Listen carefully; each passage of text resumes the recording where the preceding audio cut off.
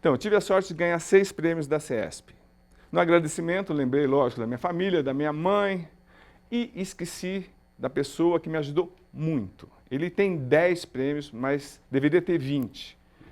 Melhor repórter disparado da televisão, carisma, amizade, principalmente generosidade.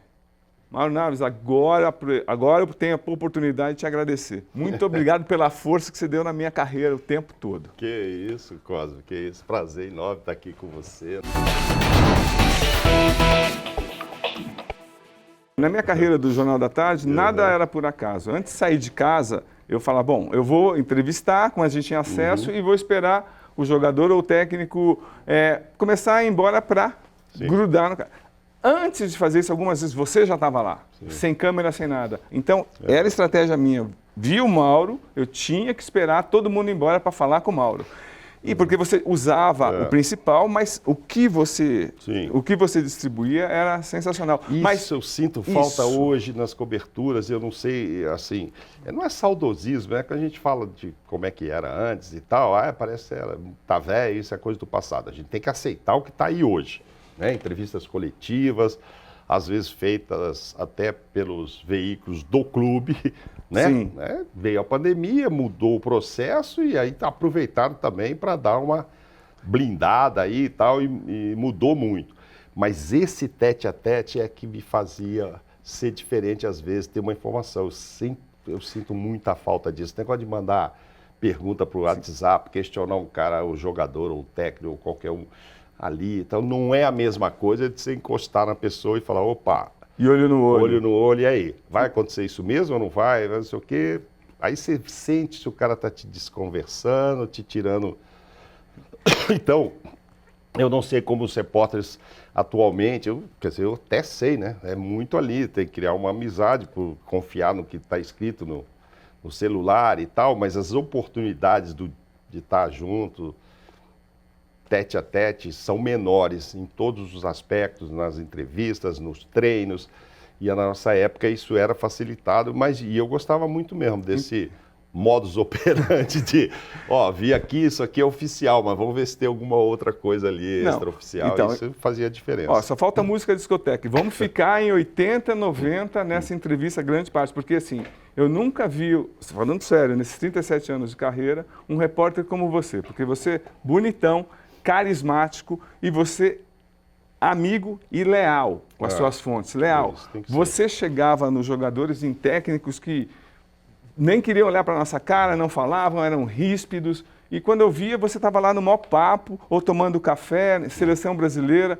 Aí eu falei, não, vamos repartir o pão. Mauro, é uma coisa instintiva sua. Tipo, até já, algumas vezes, eu tive até que conversar com a Patrícia, no passado, sua esposa, gente boa demais. Ela falou que é uma generosidade sua, é sua postura perante a vida. Isso te facilitou no jornalismo? Facilitou. Eu me lembro, assim, do meu primeiro mestre, chefe, José Maria de Aquino, que acho que me botou naquele caminho do jornalismo de ética, um jornalismo sério e tal. Mas ele falava uma frase que eu não me esqueço, cara, e é antigo. Se for para ser off, você está conversando com uma fonte, se for para ser em off, então não me conta, que jornalista não tem esse papo de off. Então, assim, eu era leal, eu não era traíra, mas não é que eu ficava segurando uma informação, porque esse cara é meu amiguinho e tal. Eu fui pouquíssimas vezes, se eu for lembrar aqui, com toda a intimidade que eu tinha, assim, que eu aparentava ter. Eu não tenho essa intimidade toda que às vezes até acham que eu tenho com aquele jogador, aquele ídolo, aquele outro. Não, foi poucas vezes na casa de um ou de outro. Na minha casa, eu não me lembro de nenhum jogador ir no aniversário, nem nada. Não era esse nível de intimidade. Por quê? Porque eu era jornalista e de uma hora esse cara podia fazer algo que ele não gostasse que fosse divulgado e eu tinha obrigação de divulgar. Eu me lembro, poxa, você está falando de anos 90, Marcelinho, grande ídolo do Corinthians, etc. Tal. Não era uma relação fácil, né? Porque ele vivia pisando na bola. Então, e aí você quer estar próximo de um cara que é um ídolo de uma torcida que é a maior do estado de São Paulo, etc. e tal, porque aquilo te traz informação, né? Ele é sempre manchete, etc. e tal. Mas essa proximidade não pode ser confundida, Sim. e distorcida. Então, muitas vezes falava, ó, sinto muito, Marcelinho, mas não fui eu, não foi, vamos apurar até onde você está errado, você não está e tal, mas não dá para esconder, entendeu? Então a gente tinha esse tipo de ligação com todo mundo e tal. Não, então, agora, o meu temperamento eu acho que facilita, sim. Eu adoro pessoas, eu prefiro que a coisa esteja em paz do que em conflito. Sempre vi você como um repórter muito mais polêmico do que eu, enfim. Sim, e tal. enfrentava as brigas lá. Você gostava mais de um choque, enfim. Mas tudo em função da profissão. Sim. Mas são comportamentos diferentes, temperamentos diferentes. É verdade. No final a gente quer a mesma coisa, ter a notícia correta ali. Com honestidade, exatamente. Com a notícia correta. Mas, Mauro, o que me chamava a atenção é assim, que você conversava com as pessoas, você falava o que tinha que falar para o bem ou para o mal e continuava amigo. Sim. Eu não, as pessoas queriam me matar no dia seguinte. Mas isso é um temperamento seu, mas também, assim, o fato também de você trabalhar na Globo, era o maior veículo, assim, era um tratamento diferenciado também. Você, para mim, você caiu do céu para a Globo. Para mim foi a maior idiotice quem dispensou o Mauro. Mas você, para mim, era a imagem da Globo vitoriosa no esporte. Isso que você usava também? Como é que é isso? Então, assim, todo mundo não, mas grande parte das pessoas, e até mesmo de colegas de trabalho e tal, acham que por você estar com aquele microfone tão forte, todas as portas se abrem. Não é bem assim. É óbvio, eu entendo, entendia, continua existindo, que muito jogador ou técnico tinha até interesse em dar uma entrevista para a Globo, às vezes usando uma propaganda no chapéu, ou sabendo que aquilo era um canhão mesmo, ia repercutir, ou porque ia sair no Globo Esporte, ou quem sabe até no Jornal Nacional. É óbvio que isso abria as portas, o peso que a emissora tinha na cobertura.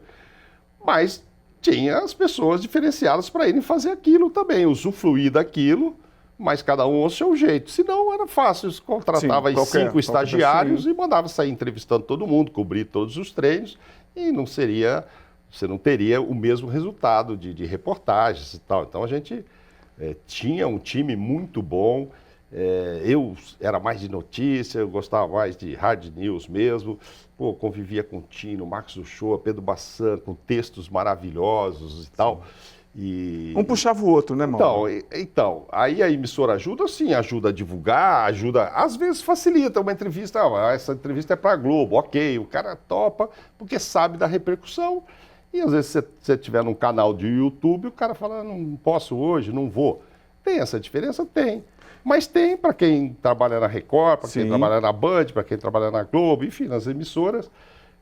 A televisão já tem aquele seu fascínio, já é diferenciado. Sim. E no caso da Globo, um canhão de audiência e tal, naquela época que eu trabalhava, ajudava. Mas não é assim, então você chega lá na Copa, você sabe disso porque o Ronaldo vai te falar, porque tem contrato, ou o outro vai te falar porque isso. Cara, eu era amigo do mais amigo. Eu digo amigo assim, parece que eu tenho maior intimidade, não é isso. Mas eu era chegado, por exemplo, ao Rivaldo, que era um cara muito difícil. Super difícil. Muito difícil, né? Retraído e tal. E aí eu acho que não era a Globo, era o Mauro Naves que chegava nele e tal. E não quer dizer que ele gravasse comigo toda hora por eu ser da Globo. Ele nem gostava, até hoje ele não gosta de gravar. Jogou demais o Rivaldo. Mas assim, eu tinha, nesse meu jeito de tratar com as pessoas, eu tinha umas aberturas com alguns atletas, estou citando ele por ser um cara mais fechado, mais tímido. E aí depois o Ronaldo veio jogar aqui em São Paulo, no Corinthians.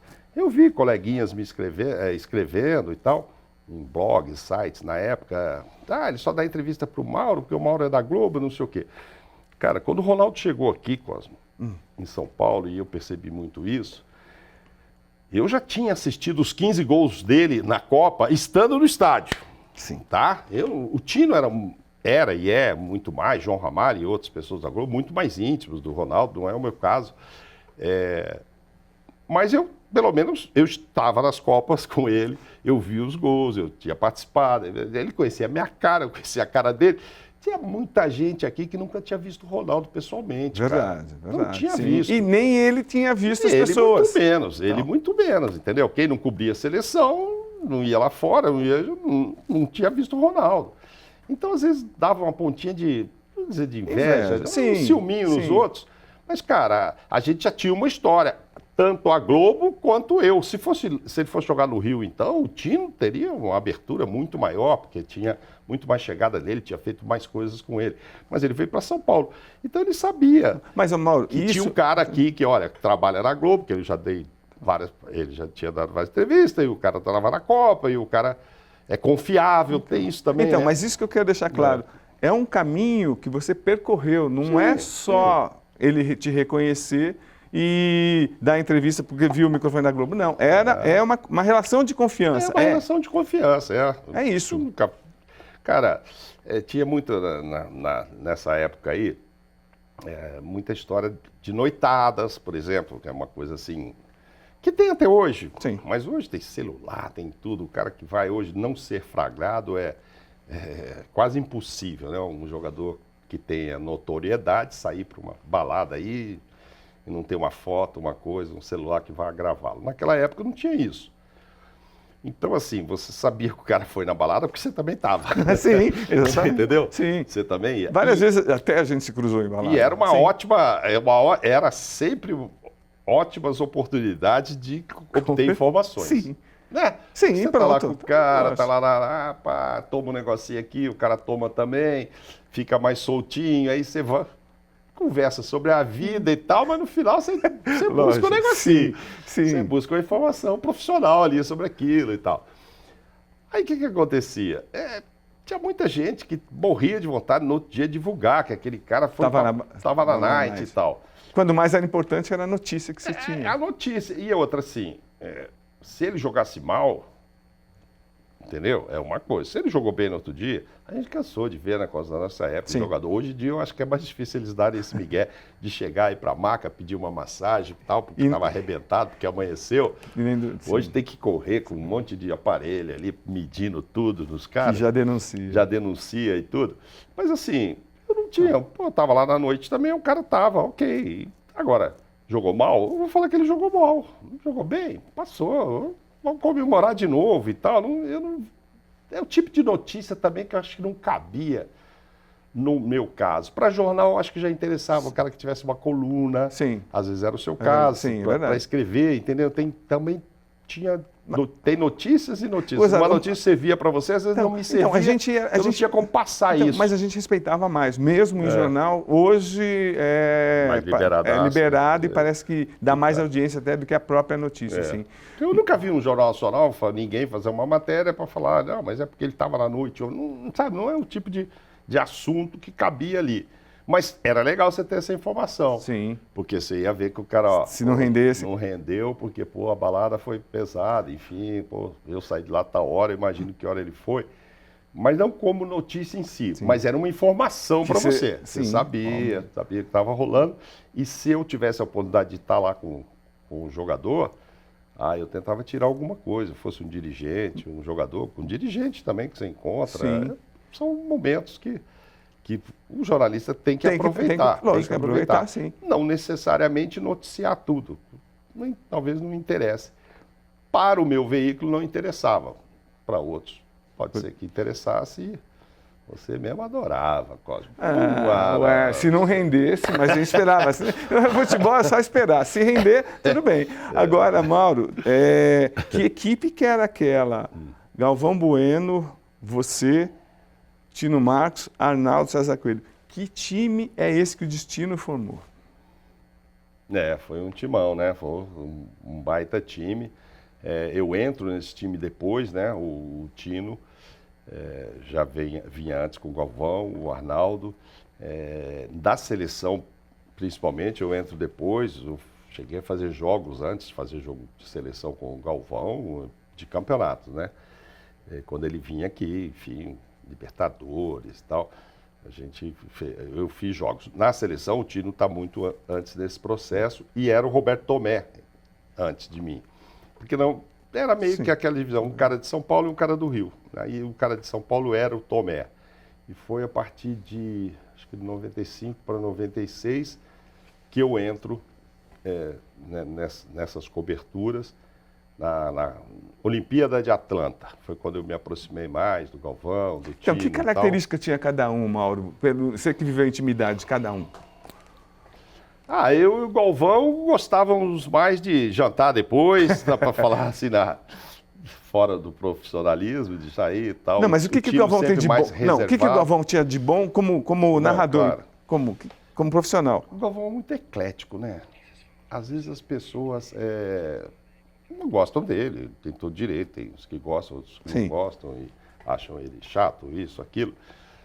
Porque o Galvão é um pouco Google, um pouco enciclopédia mesmo, né? Qualquer coisa que você dê, ele... E se ele não sabe o assunto, assim, em pouco tempo que ele der uma pesquisada, ele já está dando aula. Então isso às vezes incomoda as pessoas, qualquer coisa que você for falar. E do futebol especificamente, ele fazia muito Fórmula 1 na época e tal. Acho que as críticas vinham mais da Fórmula 1 do que do próprio futebol com ele. Mas era um prazer estar com ele, assim, ele já tinha uma vivência, óbvio, muito maior que a minha, o Tino também. Mas a principal qualidade do Galvão que você vê, se tivesse falar uma palavra, como definiria o Galvão profissional? O Galvão é genial. O Galvão é genial. Pode dar... Tem um temperamento difícil, às vezes 3 minutos antes de abrir a transmissão ele está nervoso porque ele é muito perfeccionista, ele quer que o áudio esteja bom, o som, aquilo, a imagem, a luz, né? E às vezes isso o irrita, então ele fica bravo antes e tal, e xinga, né? Ele abriu o sorrisão e aí acho que dá uma respirada e incorpora o Galvão e manda ver. O cara que está em casa não faz a menor ideia do que for.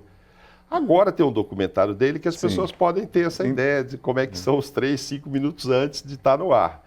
Daquele jeito dele de reclamar, porque ele é perfeccionista, ele quer que tudo esteja direitinho.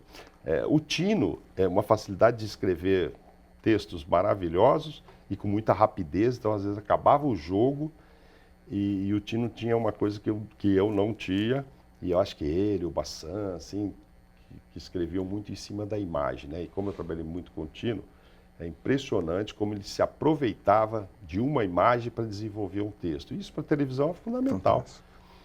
Mas ele tinha muita rapidez nisso. Claro, se desse um tempo para ele, hoje é quarta, vai escrever até domingo para o Esporte Espetacular, aí ficava muito melhor, porque aí ele decupava tudo com atenção, etc. E escrevia em cima de cada imagem e a coisa ficava muito bem feita. Mas várias vezes, acabava o jogo, ele tinha que mandar uma matéria para o Jornal Nacional, ele já pegava um lance e dali ele tinha uma rapidez muito grande de desenvolver um texto legal, mas muito focado nas imagens. Eu me lembro que eu trabalhava muito com o Mosca, ele trabalhava muito com o Alvinho, então às vezes ele já queria uma coisa, hoje o foco é o Ronaldo, é o Rivaldo, é o Neymar, é o Romário, não sei o quê.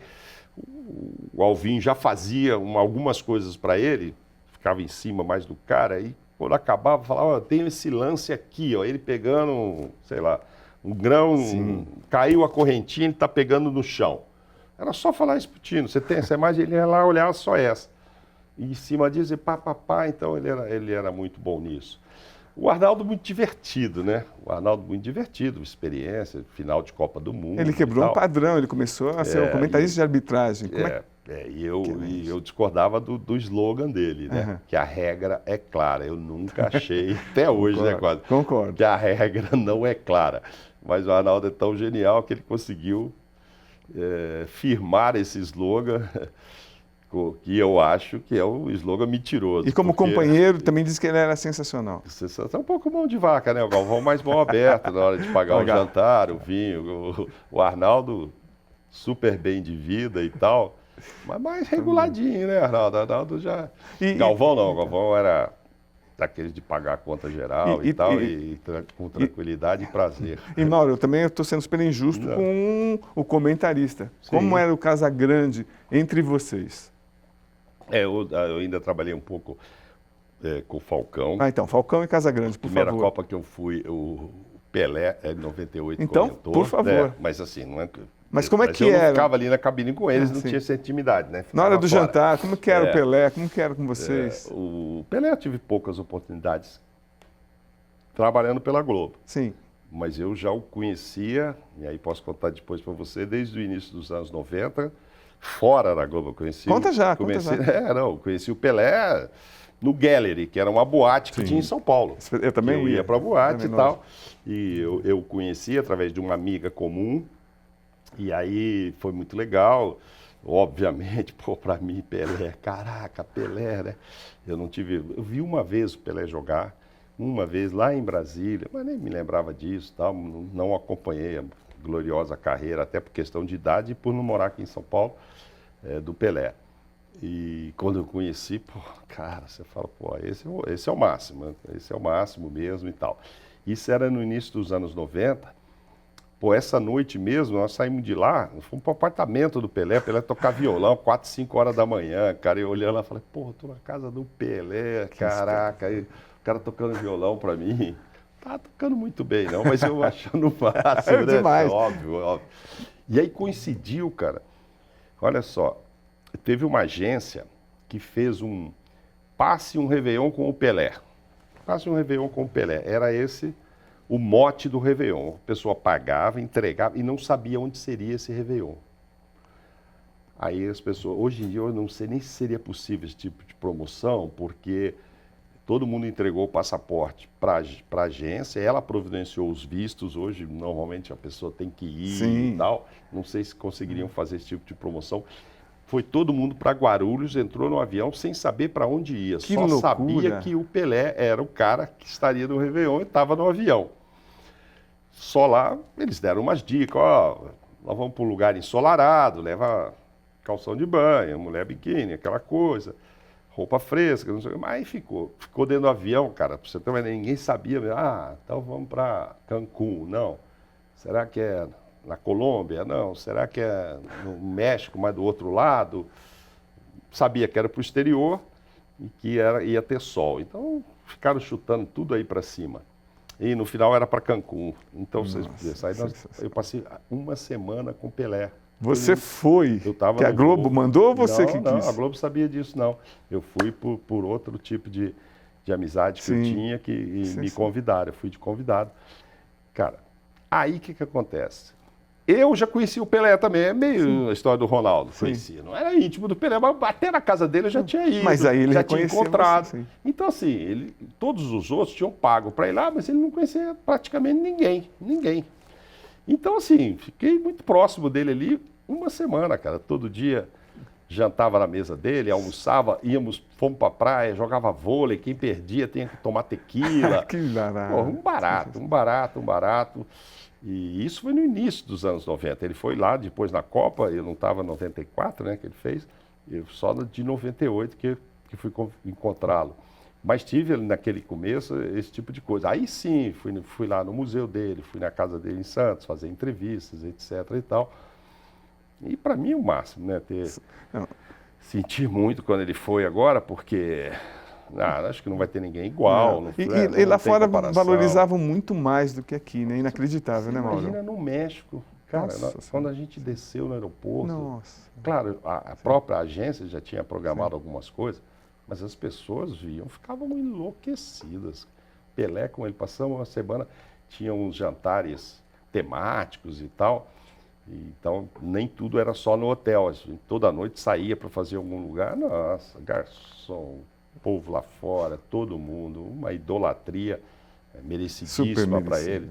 Eu voltei com a minha esposa depois, num dos restaurantes que a gente foi em Cancún, depois, isso foi antes de eu me casar, aí eu me casei com a filha e tal, e fui levar, acho que só a Raíssa, não tinha o Maurício ainda, fomos a Cancún, e aí eu levei ela nesse restaurante, era tipo um Marrakech, um restaurante branco, assim, tal, não me esqueço. E aí isso uns 5, 6 anos depois, sei lá, eu falei com o cara que estava me servindo lá, o maître e tal. Falei, já estive aqui, vim trazer minha mulher, porque eu conheci aqui e tal. Eu estive aqui com o Pelé.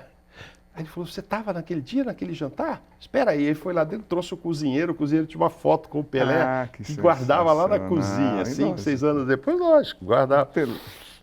Muito legal. Agora, o Pelé, a melhor do Pelé, que o Galvão conta, eu perdi, né? Qual é? Que era o seguinte, que na Copa de 90, todo dia acabava lá o trabalho, ou o jogo, ou mesmo o trabalho normal e tal, e eles costumavam muito ir no Alfredo jantar, que tem aquele macarrão Alfredo tradicional e tal, e eles iam e tal. E todo dia alguém pagava a conta, o Pelé nada, né? O Pelé dava um migué de pagar a conta, acho que era meio Arnaldo na parada. Aí, uma vez, 2 vezes, 3 vezes, disse que não acabou a Copa, eles falaram, não, hoje combinaram entre... E eram muitos, era uma equipe enorme lá, 10, 15 que iam lá e tal. Hoje a gente vai deixar essa conta todinha pro Pelé. Coisa do Galvão lá, combinou com não sei quem e tal. O Arnaldo deve ter achado ótimo, né? Vai deixar a conta pro Pelé. Aí fizeram aquele baita jantar, não sei o quê, né?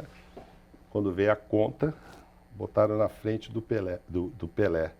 Só que quando o cara estava colocando a conta, veio o Alfredo, ainda vivo, o dono. Hoje já não é mais, é o filho que toca.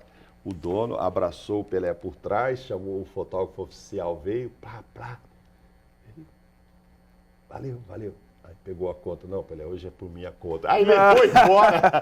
O Pelé não pagou, cara. O Galvão queria morrer. É o astral. Mas, pô, era o Pelé. Aí no dia que eles resolveram dar uma facada no Pelé, o dono chegou... Pô, não, opa, hoje é por minha conta. Aí levou embora, cara. Quantas mas assim, histórias. Pelé é muito sensacional, mas era isso. Mas o Arnaldo com essa história, o Falcão, não, Falcão, vamos só pra gente não perder. Não, o Falcão... O que ele tinha dos bastidores de bom, o que chamava a atenção para você? Primeiro a elegância do Falcão, né? O rei de Roma. O Falcão já era muito tático, né? Ele acabou não dando tão certo de técnico como a gente imaginava. Ele quis ganhar mais dinheiro, por isso que ele abandonou. Foi um choque na época. Eu acho que ele tinha muita, não sei, hoje, depois ele virou diretor aqui e tal do Santos, mas acho que técnico não vai ser mais, mas ele tinha muita vontade de ser técnico, eu acho, e ele gostava muito de tática, muito. Então, quando você saía para jantar e tal, eu nem imaginava que um dia eu ia ser comentarista, o negócio era só informação, eu não ia me preocupar tanto com tática, mas eu adorava prestar atenção nele. E tem um dia que eu também não vou esquecer, ele e Kleber Machado. O Falcão foi explicar como é que ele gostaria que batesse um escanteio. Ó, eu não entendi nada, o Kleber não entendeu nada. Eu falei, Falcão, o jogador não vai entender isso. Não, mas é muito simples. Ele posicionou, não, isso assim, faz isso, faz isso. Falcão, peraí, pelo amor de Deus, não vai dar certo isso. Mas ele era muito tático e um cara muito gente fina, muito legal.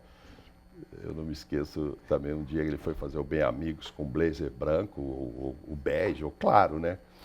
E o Galvão falou para ele, mas o Falcão, de noite é melhor um blazerzinho escuro, né? Não coisa clara assim, não sei se combina muito com o programa à noite, não.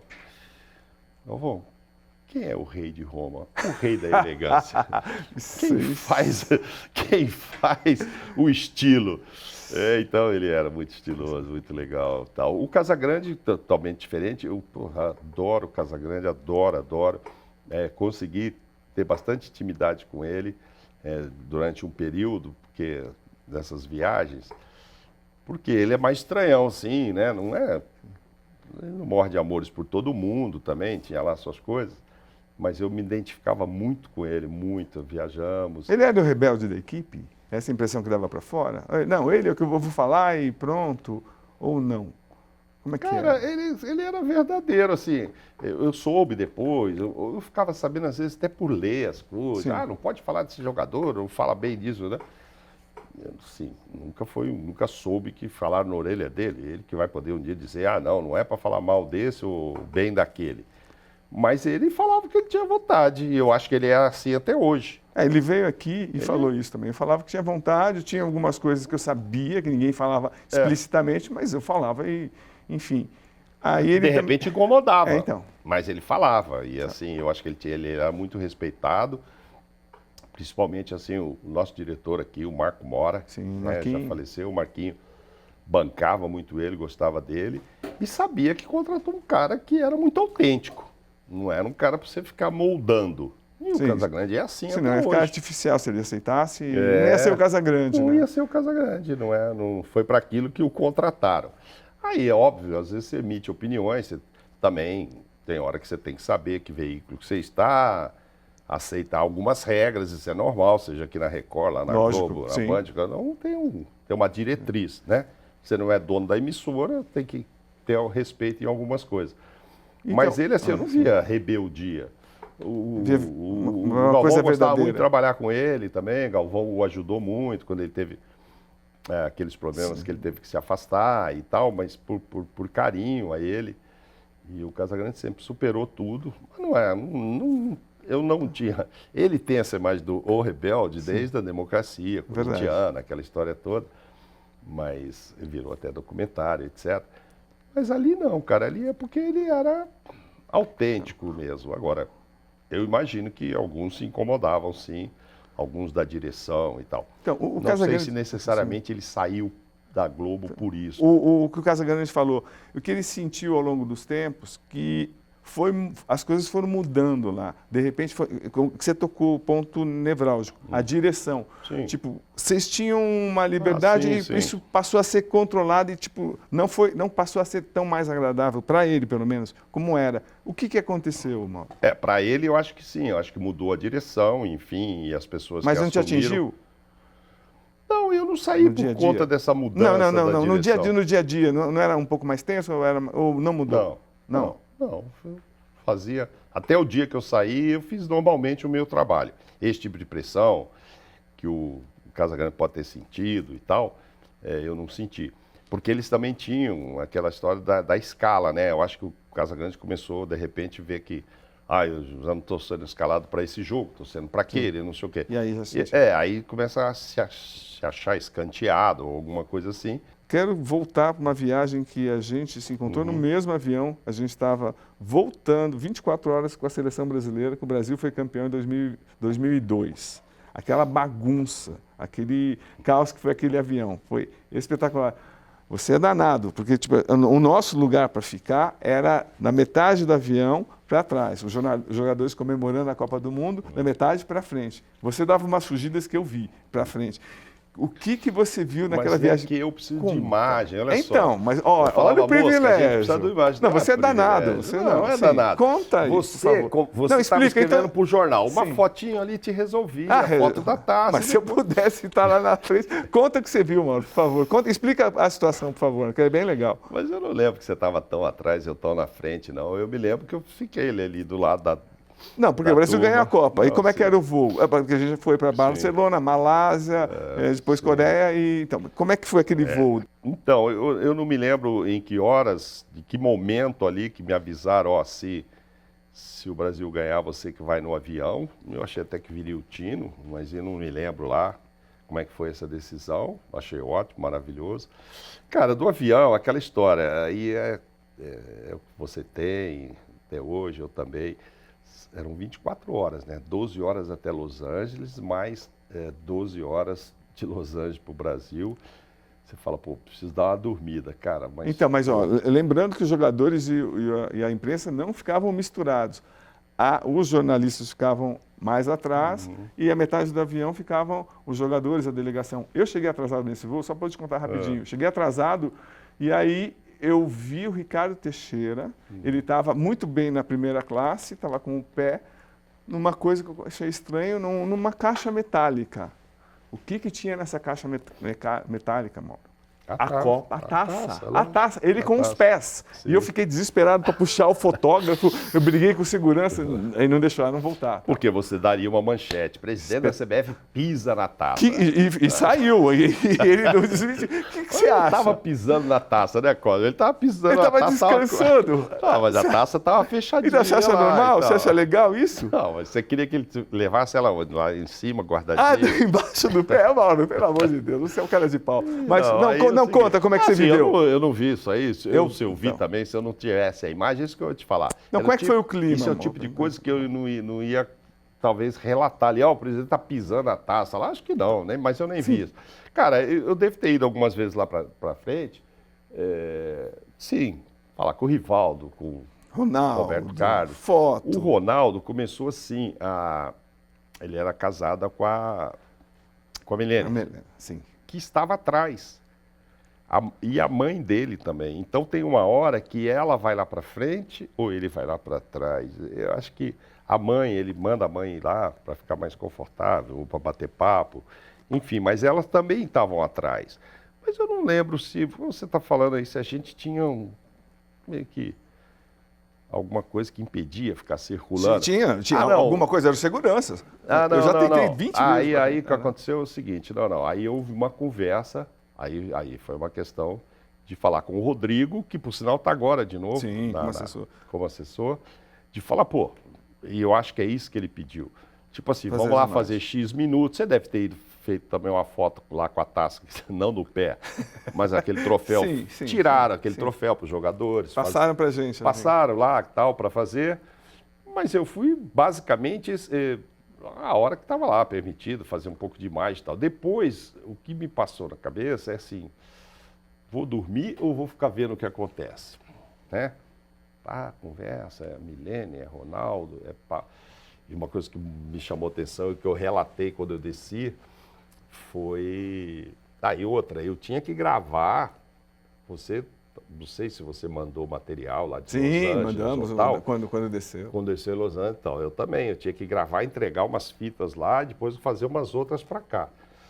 E, enfim, aproveitei aquele tempinho e tal, e aí, vou beber um pouquinho para dormir, festejar também? Não vou. Cara, mas se eu dormir, aconteceu alguma coisa. Teve uma hora que a maioria dormiu e tal, mas me chamou muita atenção o fato do Vampeta não ter dormido em horário nenhum, cara. O Vampeta estava soltinho. Foi o que eu falei. Só água mineral, como Só água mineral e tal, Danone, né? E aí eu me lembro que quando eu desço, a Globo estava ao vivo com o Luiz Roberto. Descemos em Brasília, né?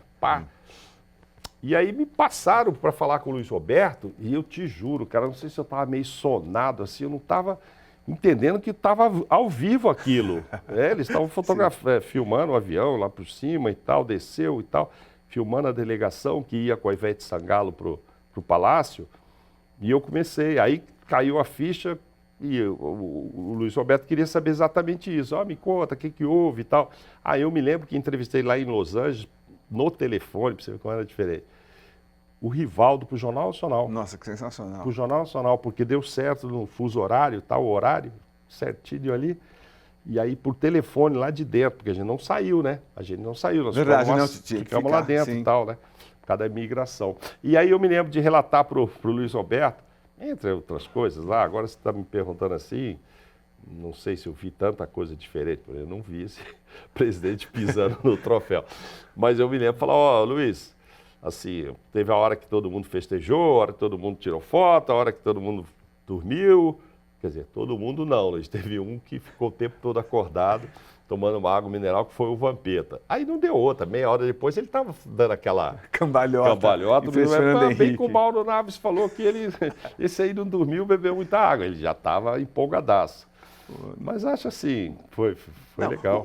Eu não me lembrava nem que você estava nesse avião.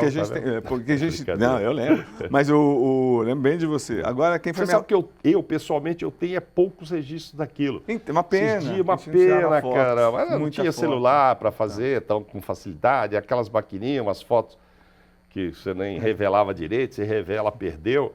Eu perdi muita chance de ter registros ali para fazer um trabalho. É histórico, cara. Esses dias me pediram aí para pôr hoje em rede social e tudo. Espetacular. Eu vou te falar a verdade, eu não sei se eu tenho algum registro daquilo ali. Quem me passou tudo, como foi lá na frente, foi a Ivete Sangalo. Eu encostei nela, ela me deu uma entrevista, foi sensacional. Mas, Mauro... Tá vendo como você tinha privilégio? Você também. Eu não conversei com a Ivete Sangalo. Não, mas agora, Mauro, 98 também a gente viveu uma situação absurda, que foi na final. Conta do seu lado, Mauro, quando a coisa da convulsão do Ronaldo, aquele caos que foi no estádio de La France. Então, ali assim, eu tive talvez uma oportunidade de ser o único a dar uma informação entre 10 mil que estavam lá.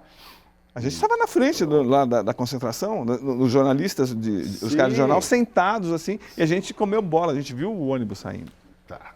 Você estava na saída do ônibus ainda Sim. lá ou você já estava no Não, estádio? não. Eu estava no ônibus, estava na saída, o ônibus saiu, a gente voou, conseguimos chegar ainda antes. Isso. Então, eu sempre fazia naquela Copa o último flash, que era exatamente da saída da delegação para o estádio, independentemente do local que estava, da cidade e tal. Eu sempre ficava ali, eu e o Mosca, José Carlos Mosca, O cinegrafista. o meu repórter cinematográfico, assim, o Galvão chamava do estádio, não sei quem, pá, Tino entrava, outro, depois ia lá para a minha saída. E eu me preparava, claro, para falar 30 segundos que fosse, de alguma coisa sobre a preleção, né? Naquela época a gente tinha uns rádios, um celular já, e eu tinha alguns números lá de dentro, de pessoas com as quais eu falava, como Roberto Carlos, Rivaldo e não sei quem, poucas mais tinha. Tinha até uma lista com todos eles, mas eu não tinha intimidade, né, com todo mundo, eu ligava para alguns, mas era uma bobaginha, como é que foi o papo aí? Vamos para ataque, não vamos? O que o Zagallo falou hoje e tal. Se o cara me desse uma frase, me servia já, né? Óbvio. Demorou a pré-eleição? Hoje foi maior, hoje ele falou meia hora, tal, velhinho tá animado, não sei o quê. Não, hoje foi rápido, 15 minutos, qualquer coisa, para eu ter um pouco de conteúdo para fazer esse último flash. Neste dia, o que acontece? A gente tinha um helicóptero filmando todo mundo entrando. Ninguém reparou que Ronaldo não entrou no ônibus. Mas tinha. Não, ninguém. Eu estava lá fora, mas tem um cara lá olhando, então falou. E eu não consegui falar com ninguém. Aquela informaçãozinha básica, mínima que eu precisava. Telefone de Edmundo, nada, Ronaldo não ligava não, Roberto Carlos, enfim, Rivaldo, ninguém atendia, cara. Eu comecei a tocar em outros números que eu nunca tinha ligado para ver. E eu me lembro que atendeu um lá que eu não tinha a menor intimidade, um administrador. Então, o Américo Faria? Não, era um outro tipo de administrador, lá não era o Américo. Ninguém atendeu. E este cara com o qual não tinha intimidade, falei, tudo bem e tal?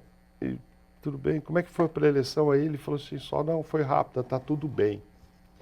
E eu assim, eu não tinha intimidade com ele para tentar puxar e sei que ele também não participava da pré-eleição. Então não era um cara que teria informação lá, o que o Zagallo falou, como é que vai marcar o Zidane ou não vai, entendeu? Porque é o que eu queria ali para dizer, determinou aqui que o Dunga vai colar no Zidane, alguma coisa assim que tivesse sentido, né? Ele só foi muito seco, falou isso e tal, e eu falei, cara, o que eu vou falar?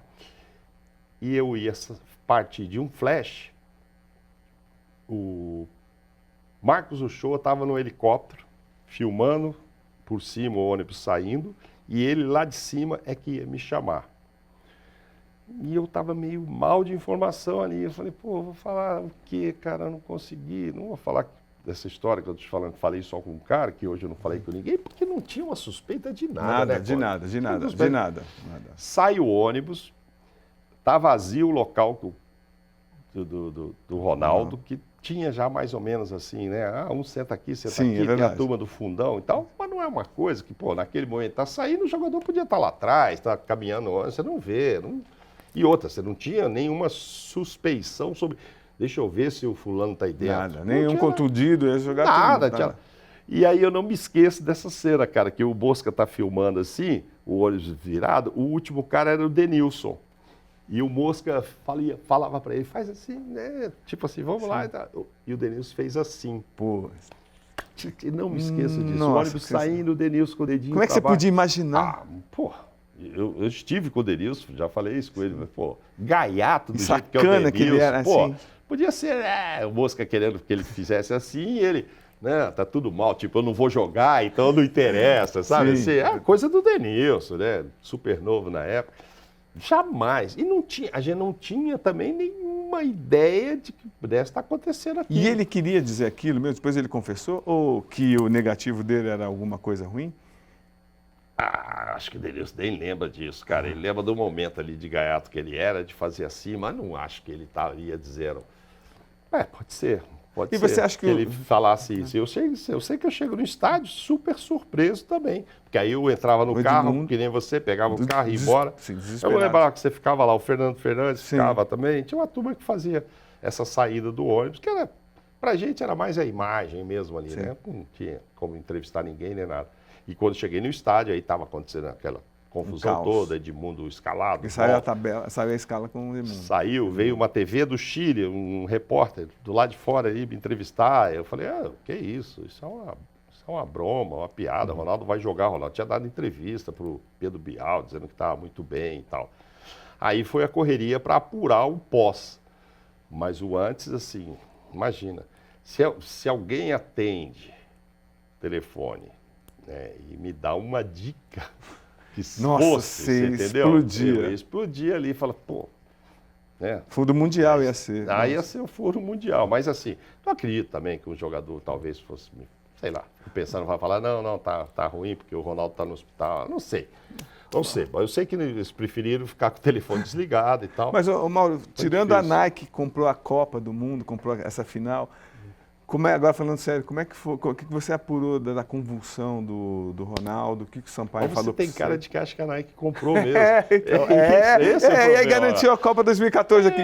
Ridículo isso. Essa é a nossa diferença. Eu não acho que isso acontece de jeito nenhum, imagina. Não, então, mas conta Mas, então, enfim. por favor, fale sério, do que o Sampaio falou da convulsão. Como é que foi os bastidores com o Ronaldo? Não, aí a gente foi. Aí, neste caso, o Roberto Carlos foi o cara que Roberto Carlos. mais me deu informação, porque ele estava no quarto, né? Ele foi o primeiro a ver. Ele dividia o quarto com o Ronaldo.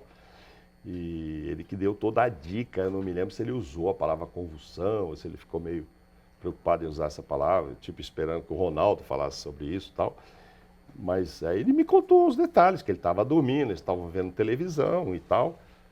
E parece até que no momento estava passando uma matéria sobre o Rio de Janeiro, as favelas, etc. E contando a história de Ronaldo, que eu acho que nem nunca morou em favela, não nasceu na favela, mas enfim, morava num bairro mais simples e tal. E que ele não era o artilheiro daquela Copa. Enfim, era uma história sobre o Ronaldo lá meio comovente. E que ele talvez tivesse se emocionado com isso. Isso foi a primeira. Eu tive até em Araras para fazer para o Fantástico uma reportagem com o Roberto Carlos sobre isso. E, se eu não me engano, foi mais ou menos essa versão mesmo que ele me deu, que isso teria acontecido. Aí enrolou a língua, aí Chay gritando, vem o Sampaio, dá assistência e tal. E eu não sei como. Quer dizer, me parece que a gente comeu bola, não, porque ele saiu dentro do carro. Que eu acho que não foi nem uma ambulância, foi da polícia, sei lá, que o levou. Sim, e ninguém viu. Mesmo que entrasse, saísse uma ambulância 3, 4 Ninguém vezes ia ali, reparar. você não ia olhar se tinha alguém lá machucado. Né? Não tinha. Pode não ter tido, claro, transparência por parte da CBF, que não queria dar também uma notícia dessa. Na final. Estou levando na final o Ronaldo. Mas era muito difícil da gente apurar aquilo. E eu acho que ninguém apurou, ninguém ficou sabendo. E aí, depois é melhor esperar pela versão do próprio Ronaldo, que demorou um pouco até ele falar mesmo do termo, tive uma convulsão e tal. Estranho, né? Porque ele nunca mais teve. Nunca mais. Acontece. Tomara que nunca mais tenha, mas aconteceu. Você acredita piamente nisso? Que foi a convulsão que ele deveria jogar também? Você acredita que ele deveria jogar depois de ter tido uma convulsão? Eu acredito que a Nike não comprou a Copa. Sim, não, a Nike não. A Nike é brincadeira, mas tá falando, bom, enfim. Não que esses bastidores não tenham muita coisa sim, suja aí, não, mas não é o caso. Eu acredito sim que ele passou mal. E aí, eu vou te dizer, houve uma discussão, e pode haver até hoje, essa coisa, não tinha que jogar, tem que jogar. Nós levamos um baile do Zidane, o Zidane arrebentou, não marcaram ele não marcaram direito, subiu, fez os gols, etc. Mas cobraram muito o médico e o próprio Zagallo, né, na época, que era uma irresponsabilidade colocá-lo para jogar, ele podia passar mal, morrer, sei lá o que e tal. Cara, eu fico imaginando como dizer para o Ronaldo, melhor do mundo ali, não, você não vai para o jogo. Eu acho que era... Eu acho que eu o colocaria para jogar também. Sim. Sabe, chega na frente todo mundo ali, não, mas eu estou bem, porque o que conta é que ele falou, não, mas eu estou bem. E acho que na cabeça dele estava mesmo. Apesar de não estar, né? O cara que se teve uma convulsão, ele perdeu muita energia ali e tal, mas estava se sentindo bem para jogar. Aí você vai virar e falar, não vai. Aí você perde de 3, mas você não pôs o Ronaldo. Aí o Ronaldo sai e fala uma entrevista, eu tô bem, gente, eu passei mal lá, mas eu tô bem. ia ser muito difícil, muito difícil. Então eu fui favorável, sou favorável à decisão do Zagallo, porque não é fácil olhar para o melhor jogador ali do mundo e tal, falar, não, você não vai não, que você passou mal. O médico talvez pudesse ter tido, era Lídio Toledo, né? Lídio Toledo. Pudesse dizer, não vai, que você tem um risco até com a sua vida. Aí seria outro problema, mas acho que não tiveram coragem de tirar da final o melhor jogador do mundo. Mauro, tem alguma matéria que você lembre, como repórter, essa veia de repórter que nunca vai sumir, está bem explícita nos seus olhos até, que você se orgulhe? Qual a matéria que você... Pode até ser uma matéria que nem repercutiu tanto, mas qual a que você mais vai lembrar com carinho para sempre? Então, como eu estava te dizendo no início, assim, eu nunca fui de escrever grandes textos, né? Não tenho esse dom e tal, como outros lá tinham e têm até hoje e tal. O meu negócio era muito de notícia. Então tem muita coisa, Cosme, que às vezes não foi para fora, foi até internamente, mas que eu sinto que me valorizava internamente. Quem vai ser o próximo técnico da seleção? Vai ser o Luxemburgo. Não vai ser o fulano. Aí você apurar aquele negócio. Então, não necessariamente eu fazia a matéria, às vezes eu ia lá e dava a notícia, mas no trabalho de produção e de apuração interno, eu conseguia. O jogador que vai para o time tal, o jogador que sai para cá. O Luxemburgo foi o Luxemburgo, seu. Com certeza. Vários, assim, mas às vezes até mais internamente.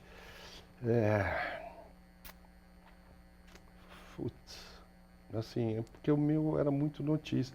Tem gente que consulta o Wikipédia aí, Sim. E às vezes eu vou em faculdade e tal, e fica me falando, como é que foi fazer a última matéria com a Ayrton Senna no Brasil? Pô, cara, mas foi uma coincidência, assim, sabe? E depois, pelo que aconteceu, não é nem caso de orgulho, porque foi muito triste, né, o fato dele falecer, mas aquilo caiu no colo, aconteceu. Não, então, mas, Mauro, é bom até você falar, porque assim as pessoas vão entender do jeito humano que você sempre lidou com os entrevistados. Porque você tinha a Globo pela frente, com o microfone da Globo, você podia fazer o que quisesse.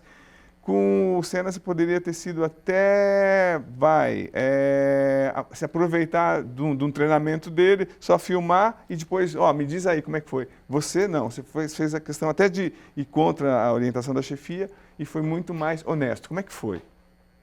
Esse foi o meu approach com a Ayrton Senna. Imagina, estou vindo de Brasília, um foca aqui e tal. Aí o Zé Maria de Aquino lá me põe numa pauta dizendo assim, ele já era campeão e tal. E ele estava aqui no Brasil, o Senna nem sempre gostava de entrevista. Marcava lá os horários, aquilo acabou.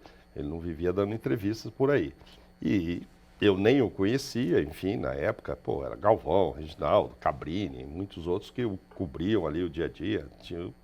Esse dia eu nem o conhecia mesmo.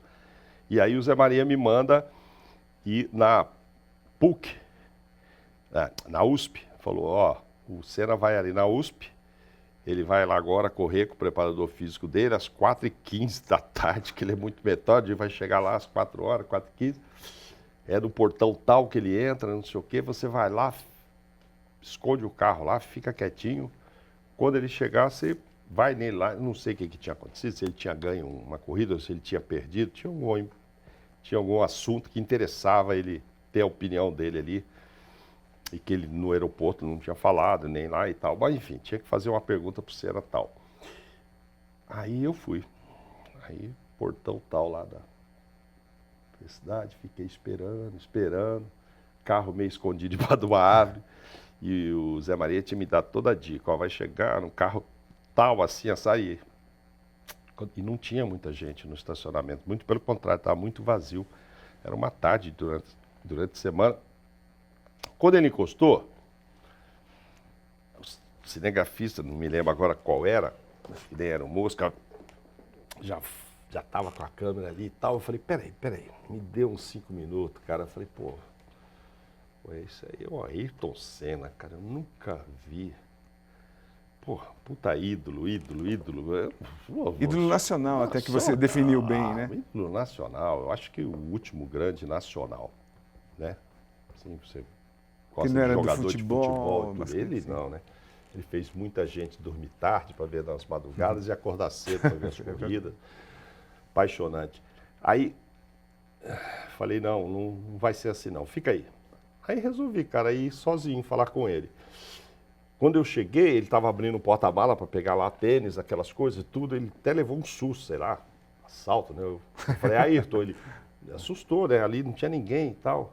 Aí eu me apresentei, falou, cara, eu sou um repórter que está chegando agora em São Paulo, meu nome é Mauro Naves, é o seguinte, meu chefe mandou vir aqui te filmar, ó, tá vendo aquele carro lá, ó? Tem uma câmera lá, já podia estar te filmando desde que você chegou, depois ia filmar pela cerca, né? E no final, quando você voltasse pro carro, ia mandar uma pergunta aqui para você e tal.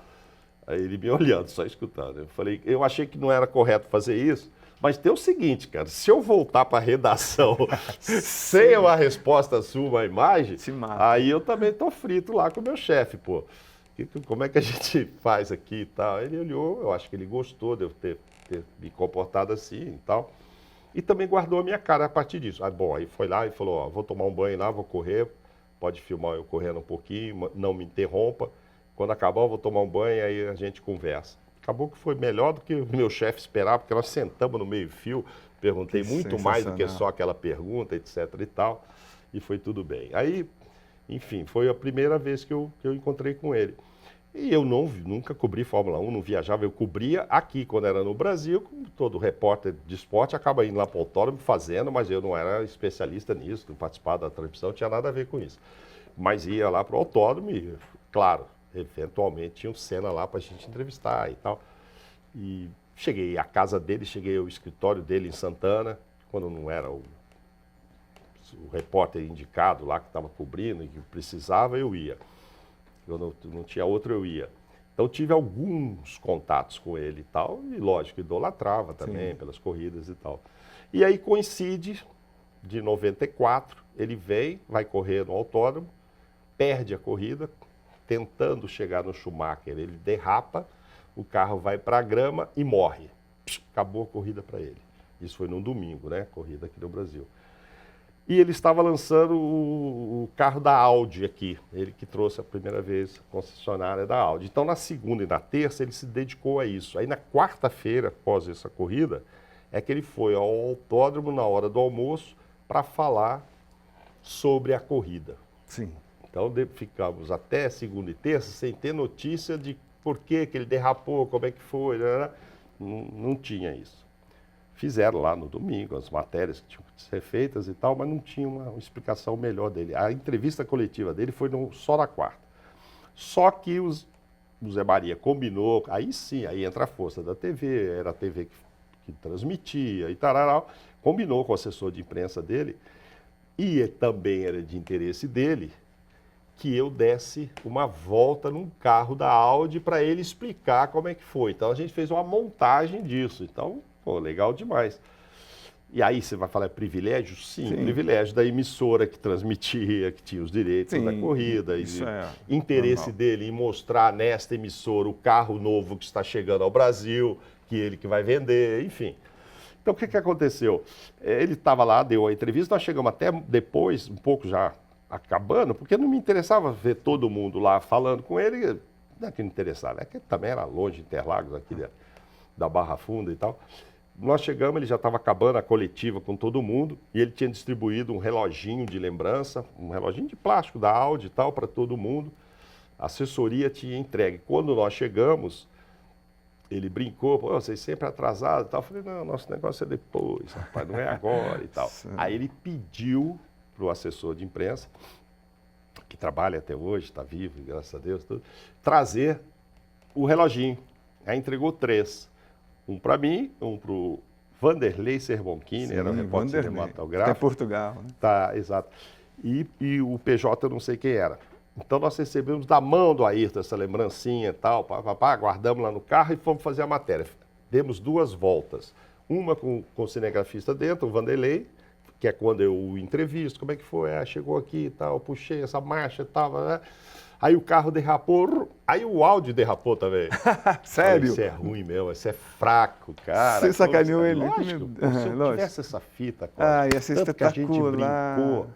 ele perguntando, porque ele tinha lá, eu acho que uma queda pela Xuxa na época, e Sim. tal, por que a Globo não manda uma repórter loira e tal? Eu falei, porque você também não é o Barrichello, pô, você tá Que pensando legal. que você tá com essa moral Que toda, sacana. etc. Se fosse o cara melhor, enfim. Brincamos, tudo ali, imagina, depois do que aconteceu, se eu tivesse isso gravado, seria sensacional. E a outra volta, só eu e ele, porque aí o repórter, o Serbonchini ficou de fora para pegar o carro Lógico. todo rodando. Aí então, quando ele larga ali, vou só eu e ele, aí não tem gravação, não Aí tem a nada. vingança dele. Porra, eu segurando naquele... Nossa, segurando na porta aqui, cara, pô, como é que pode, né? Porque eu imagino, todo piloto é assim, imagina o Senna, né? O cara freia em cima da curva mesmo, cara, aí você vê aquelas plaquinhas chegando, e eu olhando lá pro velocímetro, não é um carro Fórmula 1, mas já era um carro que já ia 200, tarará, e eu, pelo amor de Deus, cara, você não dirige isso tudo não, e tal, para com isso e tal. Porra, passei um medo danado ali. Bom, resumo da ópera, a gente fez a matéria e tal, foi naquele dia ainda no Jornal Nacional, foi no outro dia no Globo Esporte, mas só sobrou aquele pouquinho, que eu não sei nem se tem toda a matéria arquivada, porque a gente já usava... e a fita já usou no treino, no outro dia, já apagava, né? Apagou, gravava por cima. E o que aconteceu é que dali ele pega o helicóptero e já vai para Guarulhos e lá pega o avião. E aí, um mês depois, ele morre lá. Então, assim, ficou como sendo a última de horário cronológico mesmo, porque as pessoas tinham entrevistado ele 1 hora antes. Eu gastei mais 1 hora e pouco ali com ele, sei lá quanto tempo. Então ficou marcado, foi a última reportagem no Brasil. Mas uma coisa que eu não vou dizer que é uma coisa que me orgulhe, porque eu fiquei foi triste, né, com o que aconteceu com ele e tal. Então, eu queria até... Mas isso está lá escrito, as pessoas ficam, você fez a última com ele, tá? Então, eu queria até tocar nisso, assim, porque a gente lida com muita gente também que, infelizmente, morre e tal, e como foi Pelé e tal. Como é que foi para você? Você explicou até como foi acompanhando a corrida que o Senna morre. Você tinha feito a última. E como é que foi esse choque para você? Porque a gente, repito, a gente na máquina. Como é que foi para você? Não, muito forte, muito forte. Estava em casa, devo ter saído no sábado anterior para... Sim, né? Porque era um sábado, era solteiro. Mas acordava para ver, né, cara? Não às tinha vezes jeito. até emendava, né? Às vezes até emendava. Nesse dia eu acordava, era impressionante o fascínio que a gente tinha, né? Por ver o Senna e tal, porque o brasileiro gosta de quem ganha, né? Ouvia música. Quando perdeu um pouco do... caiu o Ibope da Fórmula 1, é porque você vê que não tem brasileiro ganhando, né? Então você precisa ver o cara que gosta mesmo da Fórmula 1 e o cara que gosta de ganhar, né? E aí, pô... não. Aí ficou aquele drama todo, aí eu não me lembro se eu estava escalado ou estava de folga aquele domingo. Mas como é que foi o choque em casa? Você viu em casa? Não, vi e aí? sozinho, estava em casa sozinho. Aí demorou, né? Porque ficou aquele negócio, vai lá o Cabrini, o Galvão falando, será que foi, não foi? Vai para o hospital, vem um helicóptero e tal. E, cara, foi muito forte. E aí eu tomei um banho e não me lembro se estava escalado e fui para a emissora. Mas quando você soube que ele morreu nesse dia? Que horas?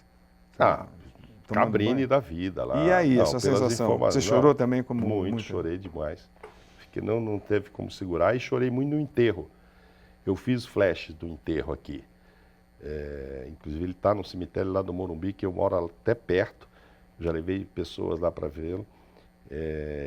Eu fiquei numa rua, na Avenida Brasil, ele foi velado ali e tudo. Então, quando veio, assim, toda hora eu não queria acompanhar muito. Mas no dia do enterro, eu fui escalado para ficar numa esquina ali, assim, do trajeto. Aí quando ele passou, ainda bem que eu não tive que falar nada, nem me chamaram para o flash, porque aí fui lá para o Morumbi para acompanhar do lado, pegar uma imagem mais de cima ali e tal, da Giovanni. E, cara, fiquei muito. Eu acho que eu nunca chorei por um ídolo assim, mas por ele com certeza. Claro, fiquei muito triste agora com o Pelé, mas foi um processo, já foi um processo, né, o dele. No meio da vida. Não, foi um choque muito grande. Vai ser inesquecível. Nunca usei o reloginho, está guardado na gaveta. Um reloginho que eu levei daquele dia. É uma lembrança. E assim, não era um relógio que eu ia usar toda hora, e um mês depois acontece isso, aí ficou lá aquele relógio. E a lembrança de bons encontros assim com ele, divertidos. Ele era muito na dele, né? Agora, eu sabia muita história dele por causa do Galvão, né? O Galvão conviveu muito com ele, viajou, ia para Angra.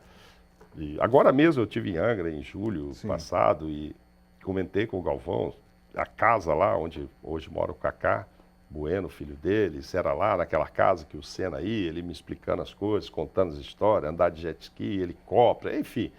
O Galvão teve uma intimidade enorme com ele e tal. E nesse período, antes dele morrer, de 90, 89, né, eu sabia de várias histórias do Senna com o Galvão, né, nessas viagens do exterior e tal. Tem alguma engraçada que você possa assim, contar? era muito isso.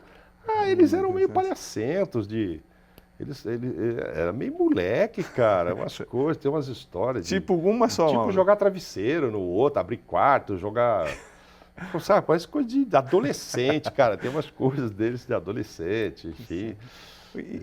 Mas eles tiveram vários momentos juntos e tal, passaram férias em Angra, enfim. Eles eram amigos, né? Sem dúvida. Não é o meu caso. Mas por ter estado com ele algumas vezes, pelo ídolo que ele era, por ter acontecido essa coincidência aí dessa última reportagem, ficou muito marcado, eu senti demais perdê-los. Mas enfim. E Mauro, você brincando comigo falou que eu sou mais combativo, você era uma pessoa mais que tinha menos problema com os jogadores técnicos. Teve algum probleminha, alguma discussãozinha que você teve que tipo contornar, ou algum cara que não foi legal com você? Neto, alguma coisa que a gente tem que, porque é uma relação humana. Não, relação humana, assim, o Tite ainda no Corinthians mesmo, antes de ir para a seleção, eu conversando com o Kleber Xavier, o Tite era do Corinthians, e o Tite estava ali dando uma explicação para outra coisa ali, não era entrevista, era conversando. E eu, sim, me lembro de falar, tinha um jogador chamado Guilherme, que eles não sabiam onde pôr, uma hora no meio, uma hora na esquerda, uma hora na direita, aí uma hora reserva, e eu questionando o Kleber se eles não estavam aproveitando mal, e o Tite estava incomodado com essa história do Guilherme, sabe? Eu acho que eles estavam aproveitando mal o jogador e tal, e o jogador já estava meio... E eu estava assim, conversando, mas, pô, agora você põe na reserva, mas também você não sabe onde é que põe. Nossa, o Tite do lado de lá quase que voou no meu pescoço. Não, vocês estão implicados com isso, Guilherme. Pô, eu estou escrevendo, pô, e tal. Acontece, é da profissão isso. Sim. E depois fui trabalhar, Tite da seleção, sempre, né? O Dunga nunca gostou muito da gente. Na 2010 foi terrível pra gente, pra todo mundo, principalmente pra para vocês. Não, pra principalmente todo pra Globo. mundo, Não, ele marcava a Globo. E o Dunga, assim, eu fico chateado, cara, porque é curioso, assim. Comigo, eu acho que ele não me engolia muito, mas ele tá errado. Porque, assim, e o que me deixa chateado é que é o seguinte, eu fui fazer pela primeira vez o Dunga lá fora, ele ia jogar no Kuwait. Era o terceiro jogo dele já, tinha jogado com a Inglaterra, acho que Noruega. Era o terceiro jogo, eu não fui para os outros dois e tal. Cara, era no Kuwait, durante o Ramadã, os caras sem comer, que iam jogar de noite, Pararau e tal. Sim. Time que a gente achava que tinha que ganhar bem. E era o terceiro, se não me engano, jogo dele. Tinha passado por 2 e ia para esse. E eu tô saindo aqui de São Paulo para ir, tô ouvindo na rádio alguém falando, pá, mas o que vale esse amistoso? Pô, pegar os caras que ficam sem comer o dia inteiro, só come depois do pôr do sol, esses caras vão encher a barriga, não, esse jogo não é um time forte.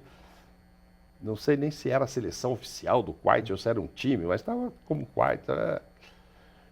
Aí eu fiquei pensando, eu falei assim, cara, para mim todo amistoso vale, ainda mais para quem está começando. O cara está começando, ele tem que saber. E se é contra um time ruim, para mim o centroavante tem que fazer 3 gols, entendeu? O lateral descer com tranquilidade. Algum proveito se tira disso. E, ao contrário do que pensava o cara do rádio, que falava que não valia a pena. Pô, pois é, vamos lá para o amistoso. Chego lá, dou de cara com o Pelé, subi no elevador. Antes da entrevista que o Dunga estava marcado, eu pego o Pelé. Aí me deu aquilo, eu falei, fui lá no elevador, falei, pô, Pelé, tudo bem? Pô, legal você ver. O Pelé tinha sido convidado pelo Sheik lá para assistir esse amistoso. Falei, cara, o Dunga tá começando na seleção. Você vê que o meu coração às vezes vai para um lado, que até ele deveria ir. Eu falei, pô, o Dunga tá começando na seleção, você não... Vamos fazer uma matéria? Pô, acho que dá um fantástico você orientando, sei lá, dando um conselho pro Dunga. Legal, demais. Pô, vou juntar você e o Dunga aqui e tal.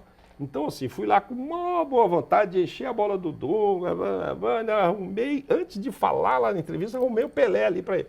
Que hora você pode, ó, ele vai dar entrevista agora, acaba lá, uma horinha, posso vir aqui no quarto? Ah, a gente faz aqui mesmo, na suíte, Pelé, lógico, estava na suíte.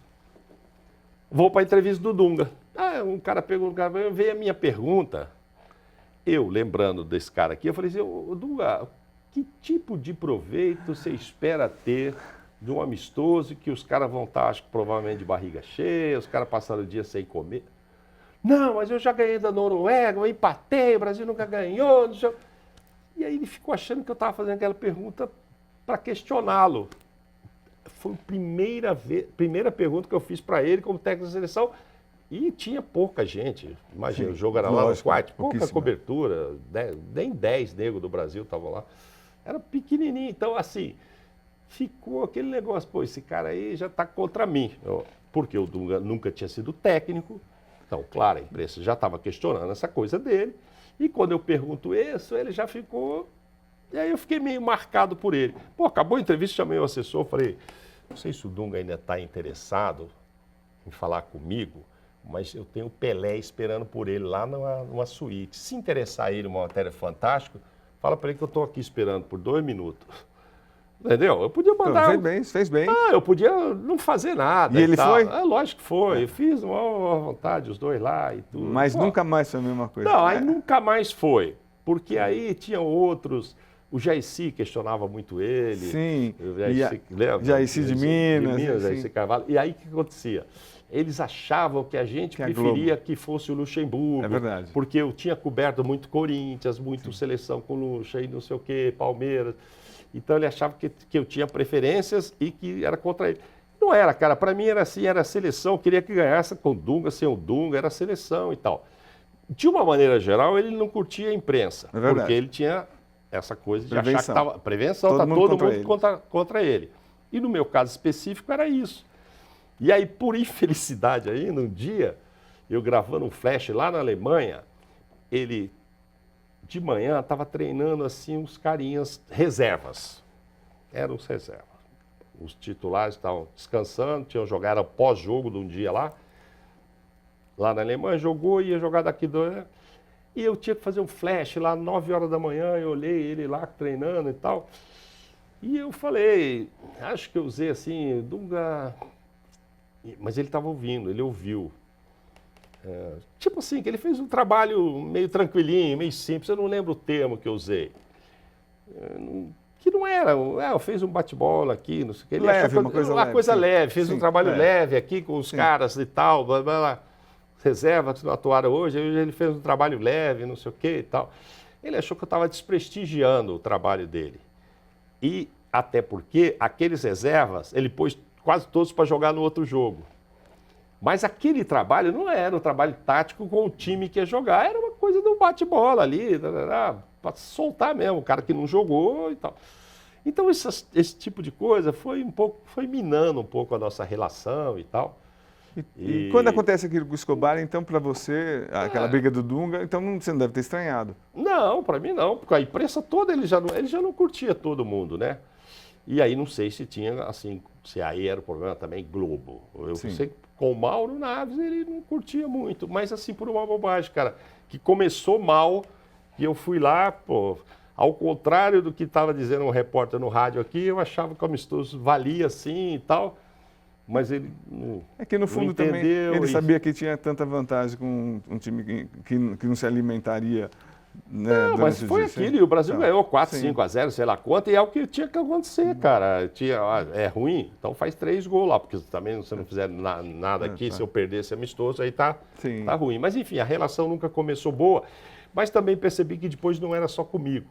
Sim. Entendeu? Não era só comigo, eu vi o Jaircy uma vez também batendo boca com o Jorginho. Enfim. Não, Jaircy eu presenciei também, no elevador, um gritando com o outro. No elevador, exatamente. Então, teve isso.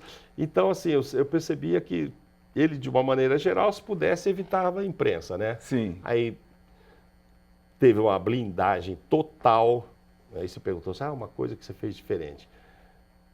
2010, ele blindou todo mundo. Não era para dar entrevista, nem no dia de folga. Aí eu sei que ele falava no dia de folga para os caras, pô, hoje é para folgar, não é para ficar conversando com a imprensa. Vai lá, relaxa, quem quiser fica aqui, faz o churrasco. Quem quiser sair aí de Joanesburgo para passear, pode. Mas, ó, evita se desgastar. Tipo, dar entrevista pra gente era se desgastar. Era uma coisa dele. É verdade. O Robinho saiu correndo da gente. Eu e outro repórter encontramos o Robinho, ele saiu correndo. Então. Uma vergonha. E eu fui o único que entrevistei o Robinho na Copa. Aí. Eu fui o único a entrevistar o Robinho. Então. E o Dunga deve ter ficado muito pé da vida. Aí você mas foi a única entrevista um dia de folga no restaurante. O Elano pulou, para não ser filmado, então, o Elano pulou olha o sofá. Clima, olha o clima. Não, porque o Elano, porque o Dunga não queria. Então, mas que o Robinho, ele tinha combinado com a gente, muito por causa do Mosca também. O Mosca me ajudou muito nessa produção. Ele tinha prometido, ele era o cara da seleção naquele momento, ele prometeu pra gente e não furou. Falou, ó, tô aqui no restaurante e tal, não sei o que, tô eu, Elano e não sei mais que. Eu sei que cheguei lá, tinha um shopping lá que todo mundo estava ali, os jogadores não deram entrevista, alguns foram lá, Thiago Silva, não sei o que, mas é melhor não falar, estamos de folga. E a imprensa circulando ali atrás de alguém, e eu fui por trás, cheguei no restaurante que ele estava por trás. Quando eu cheguei, o Elano, não me filma não, não sei o que e tal. Enfim, porque o Dunga não queria. Aí eu entrevistei o Elano, o Robinho, colocamos no Jornal Nacional, foi uma entrevista exclusiva, que foi mais um motivo do Dunga talvez não ficar muito feliz comigo. Então, aí mostrando o clima. Mauro, eu ficaria com você 200 horas aqui, sério. Então, mas ó, vamos fazer as 3 últimas perguntas.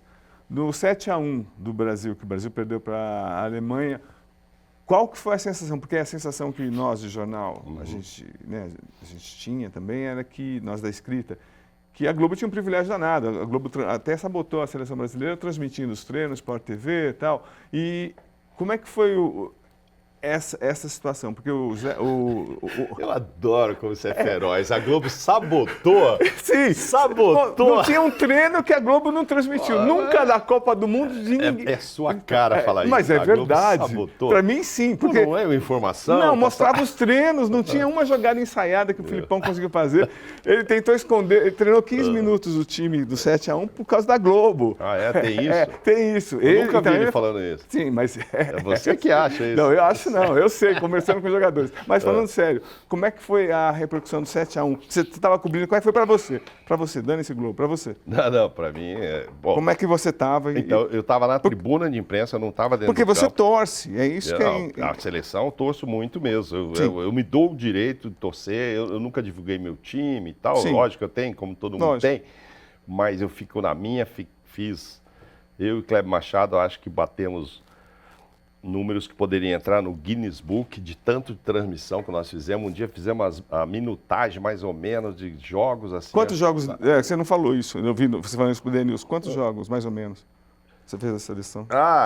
Não é só da seleção, não. De transmissão, eu acho que daria umas 100 horas consecutivas. Desculpa, 100 dias consecutivos assistindo um jogo atrás do outro. Quantos jogos? 1.600 horas, etc. Você que é matemático, você que fez a estatística, quantos jogos? Não, a gente multiplicou uma média de quarto, domingo, tira dezembro, tira janeiro, etc. Então, quantos mil jogos? Cara, eu fiz em número, eu fiz em dias. Eu não sei se foi 1.600 jogos, é isso? Eu sei que deu 100. Então, 100 dias consecutivos fazendo um jogo atrás do outro. O que aconteceu nesse? Eu estava na tribuna para ir lá no 7-1. Cara, e eu estava na tribuna do 2-0 da Alemanha. Sim. Com vários jornalistas ao lado da Alemanha. Vibramos, era só um repórter que fazia campo, era o Tino. E tiramos o maior barato desses caras lá. Lá no Japão, lembra? Porra, Brasil, campeão, aqueles caras lá deles e tal. Lá em Belo Horizonte, eu vou te dizer, tinha uns 2 ou 3 que estavam lá no Japão, cara. Do jeito que eu tava, tinha, vejo. Tem gente nova, tararau, mas tem os antigos, que nem o Mauro que estava lá. Eu sei que tinha uma turminha ali assim deles, e era bem isso, era gente aqui Brasil e eles lá. E eu meio que olhava, eu via, tentava, não ia lembrar, mas uns cabeça mais branca que nem eu falava, esse cara aí, eu acho que esse cara teve lá. Mas enfim, começou um gol atrás do outro gol, Os 2 primeiros, eles tiraram um sarro. Eu falei, porra, eles estão devolvendo aquela história lá do Japão. Nem tem um puta ali que tava lá, cara. E aí, só que lá meu cabelo era preto, agora tá branco, ele não vai me reconhecer. Mas enfim, cara, quando deu 5, assim, eu já tava desolado e acho que como todo mundo, né? Desci para trabalhar, para as entrevistas, para o 7-1, eu tenho até gravado, eu usava em umas palestras, o Thiago Silva, que não jogou, está suspenso. Não tendo explicação, não sabendo, ninguém sabendo, eu fiz aquela saída dos caras ali, ninguém entendia nada, aí eu começava a ouvir técnico, isso e tal. Me encontrei depois disso com o Filipão, quando foi o jogo Corinthians e Grêmio, ele estava no Grêmio. Cara, não tem explicação. Já perguntei para o Parreira, entendeu? A gente pode procurar explicação, mas porque não treinou, não botou um cara mais no meio campo, resolveu colocar o Bernard para jogar estilo Neymar, então foi ele que errou, não foi? A orientação seria botar mais um no meio. Não sei, eu acho que foi um apagão mesmo, né? Fernandinho, de todo mundo, Davi Luiz. Foi um apagão, aquele sentido, você sai de lá broxado. Você fala assim, vou explicar para quem? A gente se olhava lá, todo mundo, e aí, o que houve? Sim. Aí você vai ver comentarista falando, o outro técnico, jogador. Né? Cara, é uma coisa muito atípica, muito anormal, é óbvio que foi. Que pode, alguns podem dizer, não, mas foi, entrou com o time errado, não sei o quê. Tinha que povoar mais o meio-campo, não sei. Mas foi o maior desastre que você viu com a camisa da seleção brasileira. Né? O maior desastre e explicável, né? Vai para a final a Alemanha, ganha de uma Argentina, que poderia ter perdido, a Argentina perde gol no primeiro tempo, aí é do jogo. E a Argentina não estava tão bem preparada, não fez nenhum ciclo para estar naquela final, estava e poderia ter sido a campeã. Mas não foi, foi a Alemanha, que começou um trabalho em 2000.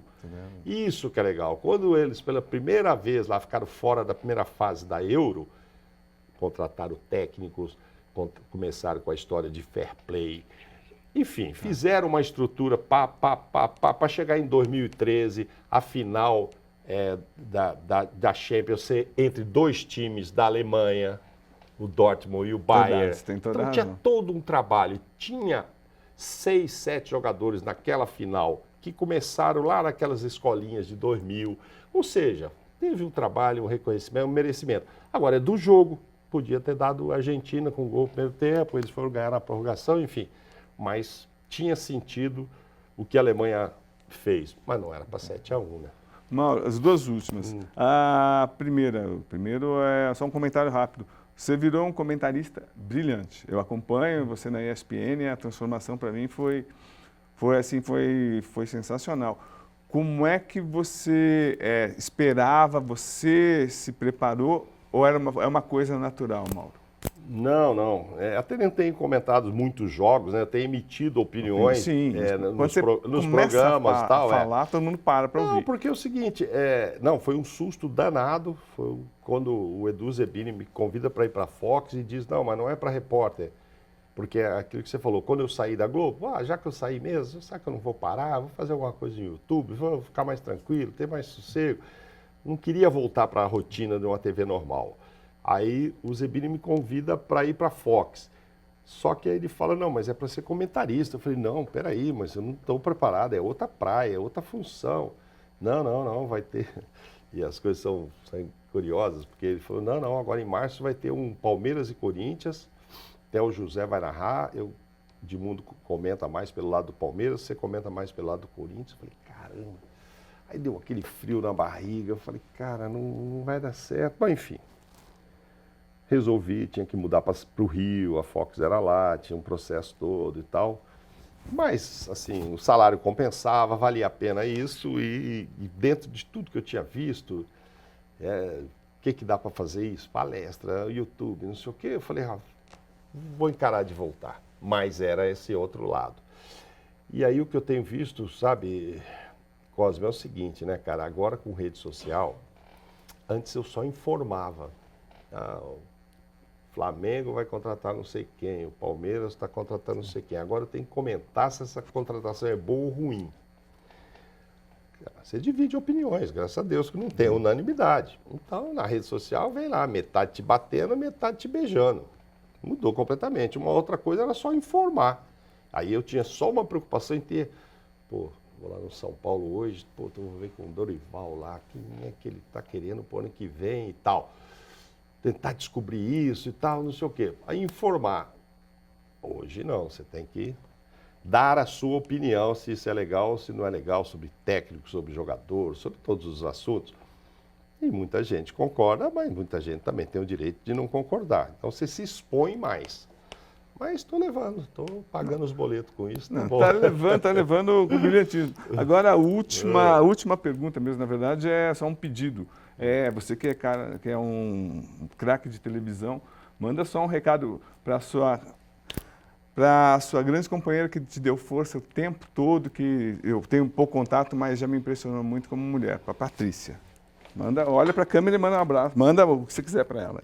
Todos os prêmios que eu ganhei na CESP, eu comecei o agradecimento por você, meu amor, Patrícia, por cuidar da nossa família, dos nossos filhos, com todas as ausências, né? Que eu, durante tantos anos, fui forçado, né? Por conta do profissionalismo, do jornalismo, da profissão, fui forçado a ter, e sei que você encarou isso com muita força, amor e sempre acreditando que ia valer a pena. E valeu a pena, amor. Estamos juntos até hoje aí. Agora espero que daqui para frente eu encontre funções que me deixem ficar mais próximos de você. Beijo, te amo. Pronto. Mauro. É isso. Obrigado, Cosme. Muito obrigado e sorte sua de ter uma parceira. Isso é importantíssimo. Isso é bom, né? Isso é bom. Valeu, obrigado.